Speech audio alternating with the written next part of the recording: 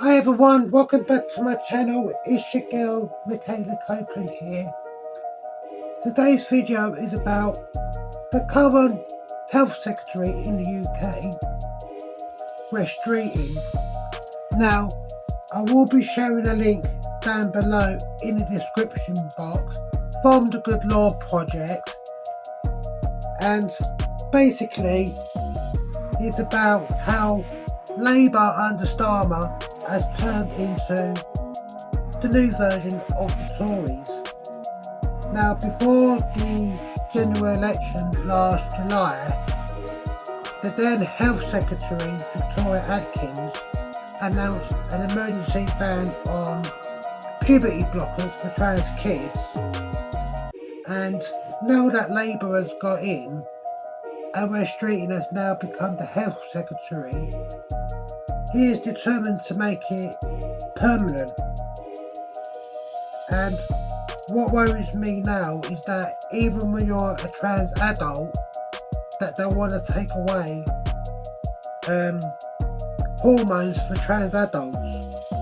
Now, as I'm within the trans community, this is a personal attack on me and strikes me hard, because I have friends within the trans community and some are struggling to access their hormones. I mean, it took me 2 weeks shy of 4 years before I could even access hormones on the NHS, which I was going private for 2 years with GenderGP, and before that, in February of 2020, a month before the first lockdown due to COVID, I was self-medicating for 6 months, and it cost me a lot of money because my GP refused to do shared care with GenderGP. But I am lucky that my GP does at least work with my gender clinic, and I also get my 3-monthly blood test, which I'm due a set of blood next on the 28th of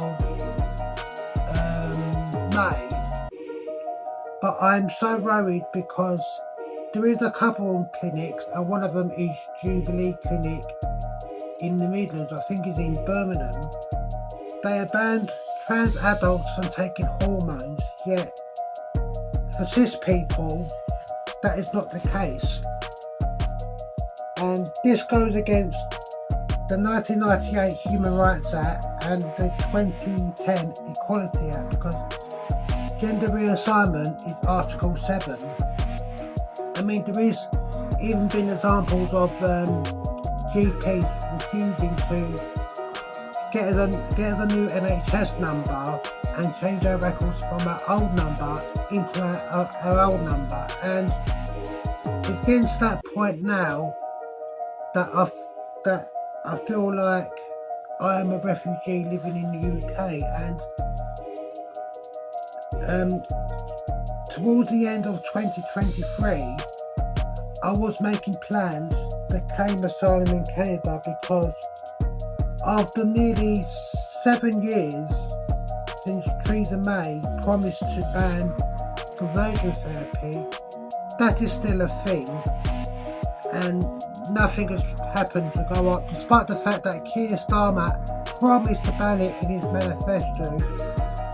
To ban it, nothing has ever came up about that.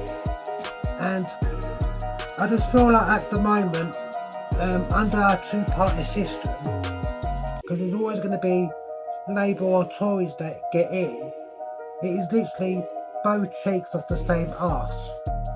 And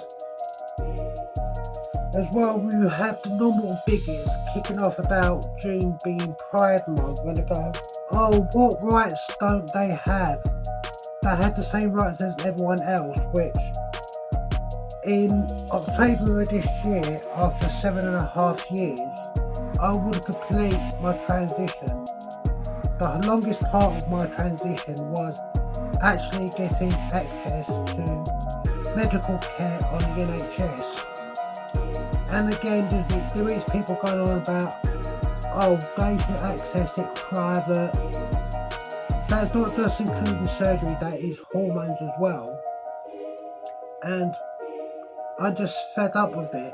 I mean, it's pointless starting a petition up because there's so many petitions out there and the government just ignores them. And I did email my MP and I am waiting to hear back from them. I have also emailed Wes Streeting, which I use his personal one, but because he lost my MP, I got an automatic reply telling him to email the Department of Health email, which I did, and I'm waiting for something to do. I'm waiting for a reply, and it's totally fucked up because Wes Streeting is gay, so he knows about the oppression that he has faced, but it's like nothing ever improves. Wes Streeting as well also met with Bayswater Support Group, and it's basically advocating for conversion therapy, and the things that I've seen is basically trying to force kids off hormone blockers and actual hormones, and I'm just so worried. I mean, all of us want in the trans community is just the same rights as everyone else, just access to timely health care and the same rights that everyone else gets, because where in the world is it illegal to be straight? And then of course during Pride Month we get some bigots going on about, oh, why do they get a special month to have Pride? Why isn't there a straight Pride? Why is there a straight Pride when straight Pride is never ever needed? I'm just waiting. I just don't know what else to do, which my previous MP, Marie Miller, she was hopeless, and 10 emails on the trot that I emailed her, all I got was just a general auto reply. She never got back to me on anything, and I just feel like I'm a refugee living in the UK, which we are just people at the end of the day. We are just like every other Tom, Dick and Harry. It's just that we do not identify with the gender that we was assigned at birth. And then there's the whole argument about sex and gender. Because people's like, oh, you have a sex change, when that's not the thing. That is not a thing, because we can't change our sex because we was assigned it at birth. But we can change our gender through hormones and surgery, which is what I have done and what I will continue to do, because I will be on hormones for the rest of my life. And it's just absolutely terrifying to be a trans person in the UK at the moment, and we are so far up America's butt that what happens in America, it happens in the UK, and it's just a testing time. And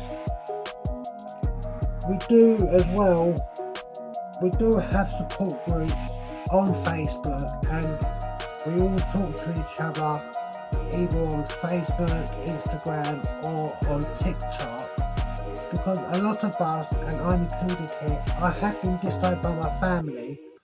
I got disowned 5.5 years ago because I will not do transition, and my family, even though I was a legal adult, I came out when I was 31.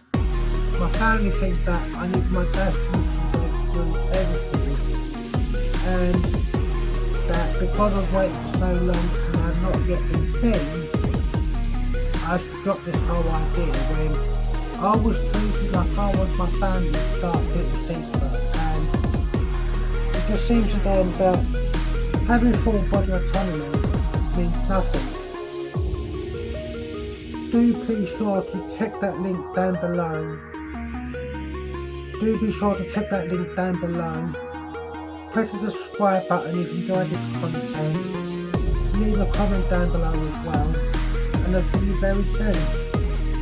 So this is Miss Makeda Copeland of the Makeda Show. Much love to you, wherever you may be in the world. I'll see you very soon, everyone. Bye.